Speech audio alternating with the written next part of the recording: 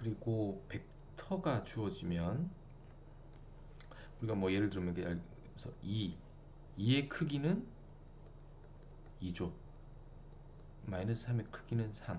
그렇게 해서 우리가 기본적으로 숫자 또는 스칼라에서는 그것의 크기를 저희가 정의를 할 수 있습니다. 크기라는 것이 뭐 원점에서의 거리로 생각하셔도 좋고, 그러면 우리가 또 다른 질문이 벡터에서 벡터의 크기는 무엇일까? 벡터의 크기는 무엇일까? 벡터가 원점 벡터와의 거리는 무엇일까? 그것을 놈이라고 합니다. 그런데 거리의 정의는 하나가 유니크하지 않고 여러 가지가 될 수 있습니다.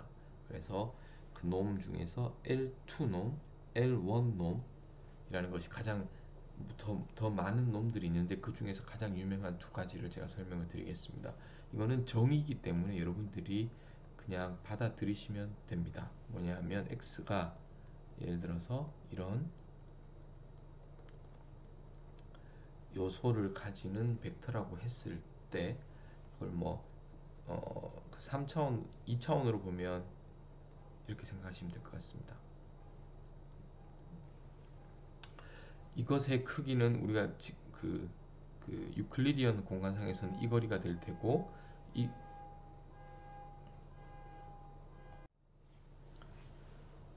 이 거리를 계산을 하면 저희가 x1, x2 해서 x1 제곱 플러스 x2 제곱해서 루트를 시하는 것을 알 수 있습니다. 그래서 이거를 n 차원에 확장을 하면 이렇게 될 테고, 이것에 대한 우리가 이것을 투놈이라고 합니다. 그리고 원놈은 조금은 그 정의가 다를 수 있는데, 투놈은 우리가 일반적으로 알고 있는 유클리디언 공간상에서 가장 짧은 직선의 거리를 계산하는 공식이라고 생각하시면 될 것 같습니다.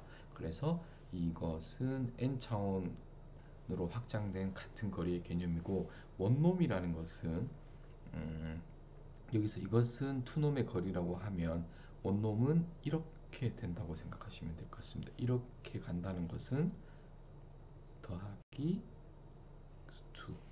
이것도 거리가 될 수 있습니다. 그래서 n차원으로 확장을 하면 이렇게 표시를 하고 그 식은 이렇게 될 것 같습니다. 그러면 다시 정리를 하자면 놈이라는 것은 벡터가 인풋으로 가고 이 놈의 아웃풋은 그 벡터의 거리, 크기를 나타내는다고 개념적으로 생각하면 될 것 같고, 그것은 원점에서의 거리입니다. 그런데 이런 거리라는 것은 어떤 유니크하게 정의되는 것이 아니라 다양한 정의가 있을 수 있는데, 그 중에서 가장 유명한 것은 원놈과 투놈이 있다 라고 생각하시면 될 것 같고, 원놈이 조금 생소할 수 있기 때문에 제가 좀 예시를 든자면, 예를 들어서 이런 격자가 있는 어떤 도시라고 하겠습니다. 그러면 여기 이제 어떤 빌딩들이 이렇게 있겠죠. 블락들이 있으니까. 그러면 제가 지금 현재 위치가 여기인데 여기로 가고 싶다고 하면 가로질러 갈 수가 없습니다. 그래서 이렇게 가거나 이렇게 가거나 이런 어떤 길들을 따라가야 될 텐데, 이 모든 길들의 거리의 개념이 원놈의 관련이 있다고 생각할 수 있겠습니다. 그래서 제가 하나의 예시를 들었습니다. 그래서 이 놈이라는 것은 길이를 나타낸다 라고 생각을 하시고, 제가 나중에 머신러닝에서 이론적으로 어떤 부분에서 놈이 나오는지에 대해서 다시 한번 설명을 드리도록 하겠습니다. 그 내적과 놈이라는 것이 정의를 했기 때문에 그 직교성에 대해서, 그러면 벡터 두 개가 있을 때 그 벡터가 오사고널하다는 것은 직교한다는 것이고, 어떨 때 그 두 개의 사실 이렇게가 이너 프로덕트인데, 이거를 제가 칼럼 벡터라고 생각을 했기 때문에 트랜스포즈하고 이렇게 해서 0도 마찬가지입니다.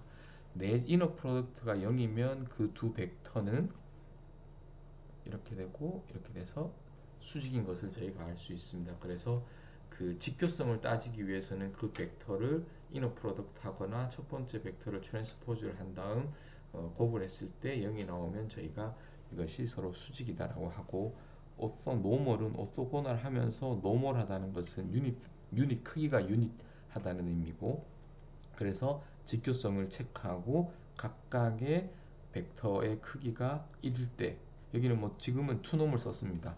투놈이 뭐 투놈을 썼을 때 크기가 1이면 오토 노멀하다고 저희가 이야기를 합니다.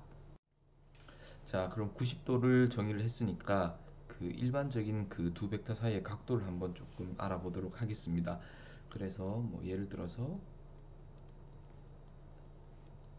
이런 벡터가 있을 때 사이각을 하면 수직으로 내리면 저희가 x 벡터와 y 벡터의 내적을 뭐 이렇게 표현도 하고는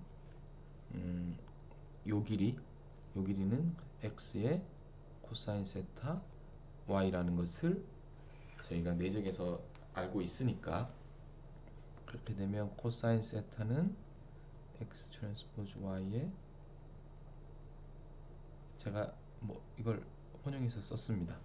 자, 그러면 이것은 놈으로 알고 있고, 여기서는 그 이너 프로덕트에서 해서 저희가 일반적으로 그 두 벡터의 사이각을 계산할 수가 있습니다. 이것은 제가 2차원에서 2D에서 설명을 드렸지만 n차원으로 공간을 확장해도 그 사이각을 구하는 것은 여전히 같습니다.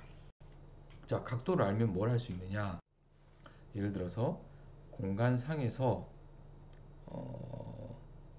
그 y라는 벡터가 주어져 있으면, y라는 벡터가 주어져 있고 x 트랜스포즈 y를 계산을 임의의 x에서 계산을 하겠습니다.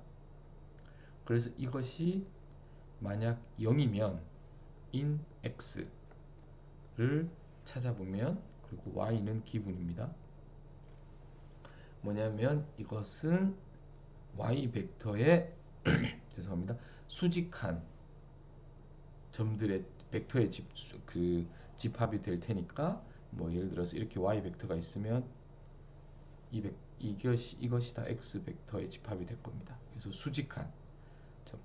그리고 예를 들어 이렇게 하면 수직한 거 포함하면서 또한 그 이너 프로덕트 한 값이 0이어야 되기 때문에, 여기서 보면 이게 y 벡터라고 했을 때 뒤쪽에 있는 이쪽에 있는 벡터들을 얘기할 것 같습니다. 그래서 이렇게 표현을 하면 이 y 벡터의 플러스 방향, 이제 이게 나가는 방향의 뒤쪽에 있는 모든 에 해당하는 x 값들을 다 나타내는, 그래서 그 공간을 반으로 나타낼 수가 있습니다. 그래서 이런 그 내적을 가지고 그 공간을 표현할 수 있다.